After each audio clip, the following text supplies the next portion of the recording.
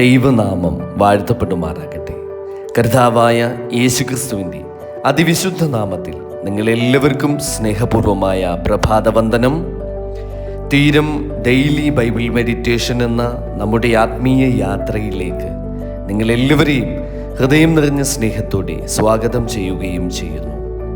ഇന്നത്തെ പ്രഭാത തിരുവചന വായനാ ധ്യാനം പുറപ്പാട് പുസ്തകം 38 അധ്യായം 15 മുതൽ 20 വരെയുള്ള തിരുവചന ഭാഗമാണ്. സമാഗമന കൂടാരത്തിൻ്റെ പ്രാകാരത്തിൻ്റെ നിർമ്മാണം, അതിൻ്റെ തൂണുകൾ, വെള്ളിക്കൊളുത്തുകൾ, ചെമ്പാണികൾ എന്നിവയുടെ വിശദാംശങ്ങളാണ് ഈ തിരുവചന ഭാഗത്തിൽ നാം കാണുന്നത്. ചെറിയ കാര്യങ്ങൾ പോലും ദൈവത്തിൻ്റെ ദൃഷ്ടിയിൽ എത്ര വിലപ്പെട്ടതാണെന്ന് ഇന്നത്തെ ധ്യാനത്തിലൂടെ നമുക്ക് മനസ്സിലാക്കാം. ഈ ധ്യാനം നിങ്ങളുടെ ജീവിതത്തിന് വലിയ ഒരു അനുഗ്രഹമാകട്ടെ. നമുക്ക് പ്രാർത്ഥിക്കാം.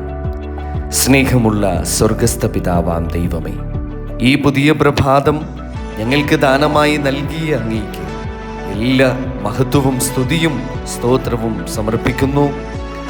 ഞങ്ങളുടെ ജീവനും ആരോഗ്യവും കുടുംബവും ശുശ്രൂഷയും അങ്ങയുടെ കരുണയുടെ ഫലമാണെന്ന് ഞങ്ങൾ ഏറ്റുപറയുന്നു. ഇന്ന് ഈ ധ്യാനം കേൾക്കുന്ന ഓരോരുത്തരുടെയും അവരുടെ ജീവിതത്തിൽ സമാധാനവും സന്തോഷവും പ്രത്യാശയും നിറയട്ടെ. കർത്താവ് ഇന്ന് നിങ്ങളെ സമൃദ്ധമായി വാഴ്ത്തി അനുഗ്രഹിക്കട്ടെ. ആമേൻ. പുറപ്പാട് പുസ്തകം 38 അധ്യായം 15 മുതൽ 20 വരെയുള്ള തിരുവചന ഭാഗം. അവയ്ക്ക് 3 ചുവടുമുണ്ടായിരുന്നു, മറ്റേ വശത്തും അങ്ങനെ തന്നെ. ഇങ്ങനെ പ്രാകാരവാതിലിൻ്റെ ഇപ്പുറത്തും അപ്പുറത്തും 15 മുഴം വീതം മരശീലയും അതിന് 3 തൂണും 3 ചുവടുമുണ്ടായിരുന്നു.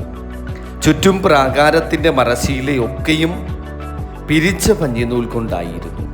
തൂണുകൾക്കുള്ള ചുവട് താമ്രം കൊണ്ടും തൂണുകളുടെ കൊളുത്തും മേൽചുറ്റുപടിയും വെള്ളി കൊണ്ടും, കുമിഴുകൾ വെള്ളി പൊതിഞ്ഞവയും പ്രാകാരത്തിൻ്റെ തൂണുകളൊക്കെയും വെള്ളി കൊണ്ട് മേൽ ചുറ്റുപടിയുള്ളവയും ആയിരുന്നു. എന്നാൽ പ്രാകാരവാതിലിൻ്റെ മരശീല നീലനൂൽ, ധൂമ്രനൂൽ, ചുവപ്പുനൂൽ, പിരിച്ച പഞ്ഞിനൂൽ എന്നിവ കൊണ്ട് ചിത്രത്തയ്യൽ പണിയായിരുന്നു. അതിൻ്റെ നീളം 20 മുഴവും അതിൻ്റെ ഉയരമായ വീതി പ്രാകാരത്തിൻ്റെ മരശീലയ്ക്ക് സമമായി 5 മുഴവുമായിരുന്നു. അതിൻ്റെ തൂണു 4 അവയുടെ ചുവടും 4 താമ്രമായിരുന്നു. കൊളുത്തും കുമിഴുകൾ പൊതിഞ്ഞിരുന്ന തകിടും മേൽചുറ്റുപടിയും വെള്ളിയായിരുന്നു. തിരുനിവാസത്തിനും പ്രാകാരത്തിനും 4 പുറവുമുള്ള കുറ്റികളൊക്കെയും താമ്രമായിരുന്നു. ആമേൻ. ഹല്ലേലൂയ.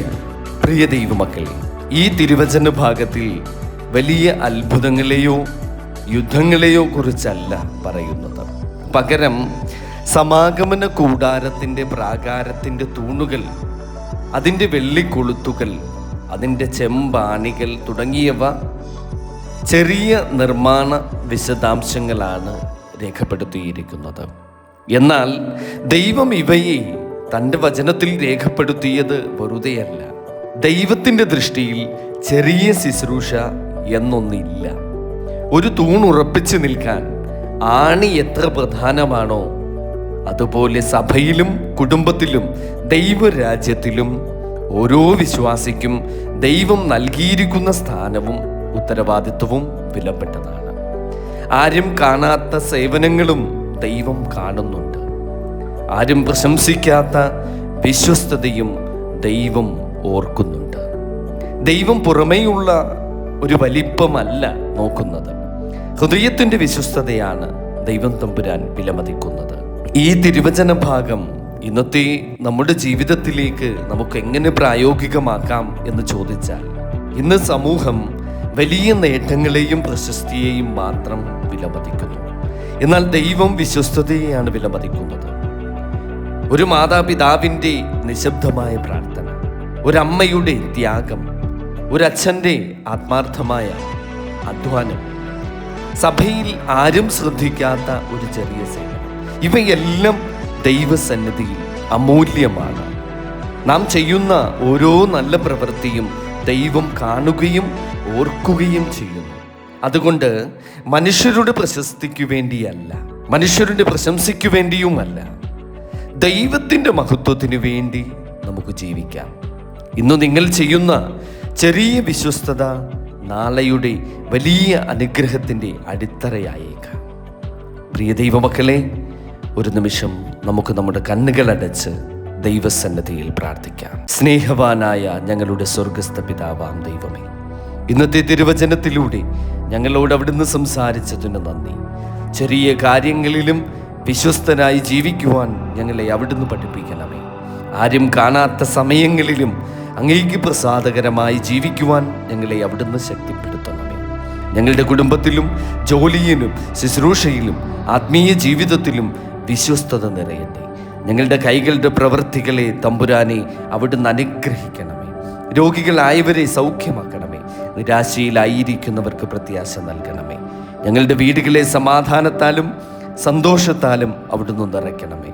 ഇന്ന് ഞങ്ങൾ ചെയ്യുന്ന എല്ലാ കാര്യങ്ങളിലും അങ്ങയുടെ മഹത്വത്തിനായി തമ്പുരാനെ അവിടുന്ന് ഉതകുമാറാകണമേ. ഞങ്ങളുടെ കർത്താവും രക്ഷിതാവുമായ യേശു ക്രിസ്തുവിൻ്റെ നാമത്തിൽ പ്രാർത്ഥിക്കുന്നു. കൃപയോടെ കേൾക്കണം പിതാവേ. ആമേൻ.